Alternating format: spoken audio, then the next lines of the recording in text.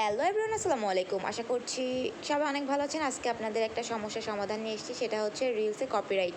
আমরা যদি কপিরাইটটা ডিলিট করে দিই তাহলে কী হবে, আমাদের রিচ ডাউন হবে। তো আমরা যেই কাজটা করব ডিলিট না করে, সেটা হচ্ছে এই যে কপিরাইট, এরকম সবারই কম বেশি কপিরাইট আসতেছে। তো আমরা এখন থেকে আর ডিলিট করব না, ডিলিট করলে আমাদের রিচ ডাউন হয়ে যাবে। তো আমরা ফার্স্ট টাইম চলে যাব হচ্ছে 3 ডট মেনুতে। তো ওখানে যে হেল্প অ্যান্ড সাপোর্টে চলে যাব। সাপোর্টে যাওয়ার পরে হচ্ছে সাপোর্ট ইনবক্সে যাব।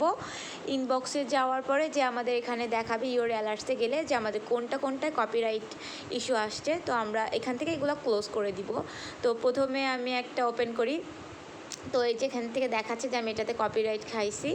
তো এখন আমি এটা যা করব, সি ডিটেলসে যাই, আমরা দেখি পুরাটা আগে যে কি অবস্থা, কারণ এখন কম বেশি সবাই এরকম হচ্ছে কপিরাইট খাচ্ছি। কন্টিনিউ করলাম, কন্টিনিউ করার পরে এরকম একটা অপশন আসলো, তারপরে হচ্ছে আবার কন্টিনিউ করে দিব।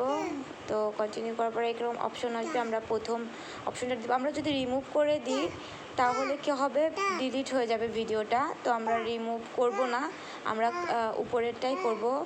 উপরেরটা করার পরে হচ্ছে আবার অ্যাকসেপ্ট করে দিব, দেন ক্লোজ করে দিব। আমাদের এটা কমপ্লিট হয়ে গেছে। তো আমরা একটা ব্যাকে গেলে দেখতে পারবো যে এটা কমপ্লিট হয়ে গেছে। এই যে এটা ক্লোজ হয়ে গেছে। তো আপনাদের সুবিধার্থে আমি আরেকটা দেখাই দিচ্ছি। সি ডিটেলস, কন্টিনিউ, কন্টিনিউ, প্রথমটা কন্টিনিউ, অ্যাকসেপ্ট, ক্লোজ, এই যে কমপ্লিট।